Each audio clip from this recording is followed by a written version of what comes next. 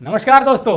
Customer को अक्सर दुकानदार भगवान कहते हैं और उसे भगवान का दर्जा देते हैं, लेकिन उसी भगवान को दुकानदार मिलावटी चीज़ें बेच देते हैं। अब हम जिसे भगवान कहते हैं उसे ही मिलावटी चीज़ें खिलाते हैं, तो फिर ये भगवान की कैसी पूजा हुई। भले ही कस्टमर रूपी भगवान उस विषय में कुछ ना करे, लेकिन ऊपर वाला भगवान शायद ये देखकर अच्छा महसूस नहीं करेगा, क्योंकि भगवान के नाम पर गलत चीज़ें खिलाना उनके साथ नाइंसाफ़ी है जिन्हें हम भगवान का दर्जा देते हैं। अब यहाँ सिर्फ दुकानदार की ही गलती नहीं है। अब दिवाली का सीज़न है, बड़ी मात्रा में मिठाइयाँ बेची और खरीदी जाएंगी।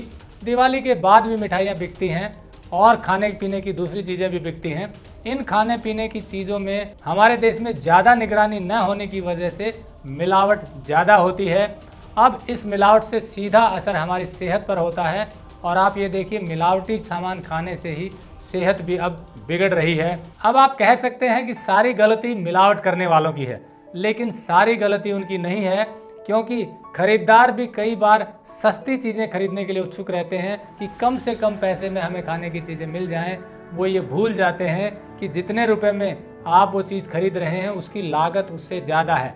उदाहरण स्वरूप, यदि आपने कोई मिठाई, खोए की मिठाई 1 किलो खरीदी, उसमें अक्सर आप 300, 250, 200 या 400 रुपये तक खरीदते हैं, पर उसकी अगर आप मैन्युफैक्चरिंग कॉस्ट, बनने की लागत निकालेंगे तो आप जिस रेट पर खरीद रहे हैं उससे ज़्यादा पड़ती है।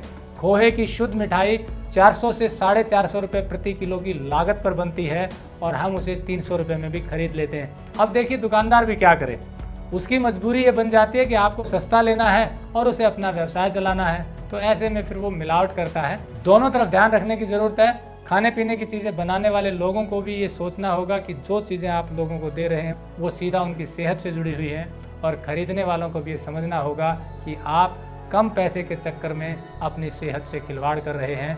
तो इस तरह लागत का कैलकुलेशन कीजिए और सही रेट पर चीज़ें खरीदिए। दूसरी तरफ खाने पीने की चीज़ें बनाने वाले लोगों को भी अपने कस्टमर रूपी भगवान को शुद्ध चीज़ें देने की कोशिश करनी चाहिए, ताकि आपका व्यवसाय भी बढ़े और लोगों की सेहत से खिलवाड़ भी ना हो।